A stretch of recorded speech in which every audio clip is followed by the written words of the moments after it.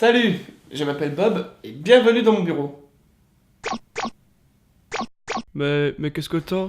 Ah, non, c'est juste que c'est le mois de février, je vais devoir parler d'un film à haute rose que je n'arrive pas à blairer et que tout le monde adore. Ah, ça arrive, hein. C'est quoi le film? Ça va être Bridget Jones. Tout continue à cause de vous. C'était pas ma guerre. Comme ça, t'aimes pas le journal de Bridget Jones, toi? Non, j'aime pas. Qu'on me comprenne bien, mon intention n'est pas de cracher gratuitement sur ce film. On peut même y trouver des sources d'inspiration comme des idées pertinentes. Tout n'est pas à jeter. La seule chose est que je ne suis pas un bon public pour ce genre de film. Donc aujourd'hui, on va voir le succès qu'est Bridget Jones.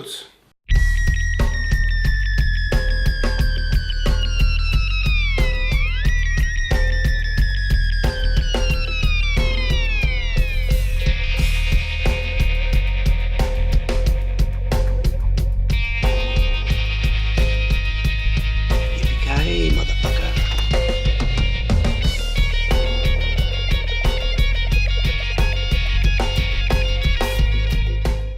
Bon, Bridget Jones, c'est l'adaptation du roman éponyme d'Ellen Fielding. Un livre paru en 1996 pour arriver sur nos terres pleines de baguettes en 1998. Le livre connaîtra un certain succès, mais c'est le film qui propulsera Bridget Jones pour devenir un personnage culte. Mais ici, c'est le bureau de Bob. On parle film. Le film est sorti lui en 2001 et il est réalisé par Sharon Maguire. Il raconte l'histoire de Bridget Jones, Thank you, Captain Obvious. une célibataire trentenaire qui fume et boit un peu trop, mais qui s'avère être honteusement maladroite. Elle travaille dans une maison d'édition avec Daniel Cleaver. Cependant, elle aura avec ce dernier une relation courte mais intense. Puis elle comprendra qu'il n'est rien de plus qu'un sale type. Elle quitte la maison d'édition afin de se recycler à la télé pour ensuite se retrouver à flirter avec Mark Darcy, un avocat spécialisé dans le droit de l'homme. Le tout en jonglant avec les histoires de cœur de ses parents. PS, je déteste le père, je le trouve nul et c'est marre. Mais le défi ici est de dire des choses positives sur ce film. Et il y en a. T'es mon pote.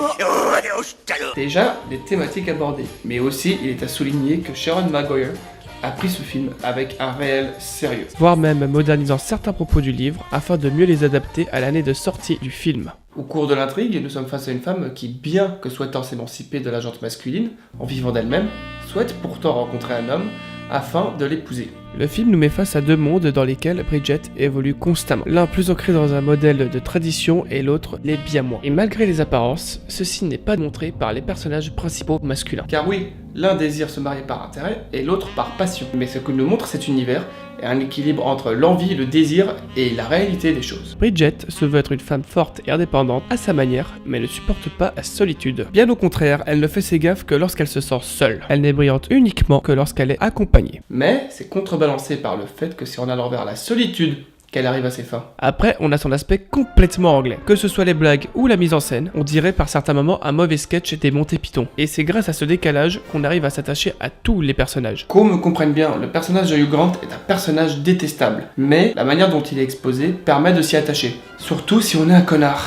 Après, il y a le personnage de qui, à l'aide du burlesque du film, permet d'être plus attachant et efface rapidement l'étiquette du petit snobinard qu'on a de lui au début du film. On est face à une série de personnages devant lesquels on ne peut pas rester indifférent. Et ok, le père de Bridget a aussi des qualités. Même si la plupart du temps je le compare plus à ça. Chisa, Picha, Huanki Chewbacca. Mais il n'y a pas que ça, car au final la narration peut se résumer qu'à une chose. Et comme dirait mon crétin de stagiaire, tout tourne autour d'elle car c'est son journal, non? Et il n'a pas forcément tort, mais ce n'est pas la seule chose à retenir. Ok, tout tourne autour du prisme de Bridget, et nous sommes obligés de passer à travers elle pour comprendre l'intrigue. Mais cet aspect-là devient intéressant, voire même pertinent avec... The very lovely Renee Zellweger. Ah, que dire d'autre? Elle est la parfaite Bridget. Je vous mets au défi d'en trouver une autre qui peut la remplacer. C'est impossible. C'est comme vouloir remplacer Hugh Jackman pour Wolverine. Il y a sûrement un Gugus qui arrivera très bien, mais c'est impensable.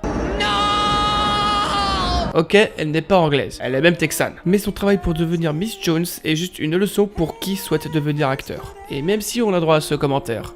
They took our jobs. Yeah, they took our jobs. Si je dois juste trouver un seul argument pour me laisser aimer ce film, ce serait bien la prestation de... Renee Zellweger. Après, car une fois n'est pas coutume, parlons musique. Comme on l'a dit précédemment, on est constamment dans le prisme de Jones tout au long du film. Donc, il est normal que les musiques collent avec son mode de vie, ses goûts personnels et ce qu'elle décrit tout au long de l'intrigue. Eh bien... Ah, ça marche bien! Et oui, ça marche bien. Ça donne même un sentiment de feel good. Bon, ok, c'est plus la playlist de ma copine en bagnole quand on part le week-end pour voir ses parents à la campagne. Mais avec l'atmosphère du film, ça devient quelque chose d'autre. Ça devient même quelque chose de génial. Elle donne une vraie énergie. Elle colle bien avec chaque moment. Non, sans déconner, on est face à une bonne bande-son, comme rarement ça a été fait au cinéma. Mais moins bonne que dans d'autres cas comme Les Gardiens de la Galaxie, car on tombe vite dans des clichés à 2 balles. Donc, c'est quoi au final, Bridget Jones? Tout le monde a vu les films, tout le monde sait qu'il y a un bouquin. Alors c'est quoi? Une histoire d'amour, une comédie anglaise typique, un film sur la situation de la femme, un feel-good movie? Eh bien, c'est tout ça, mixé dans un bon gros shaker. Ce n'est pas mon genre de film, mais je le recommanderais bien à quelqu'un se sentant seul ou mal accompagné le soir de la Saint-Valentin. Those days are gone.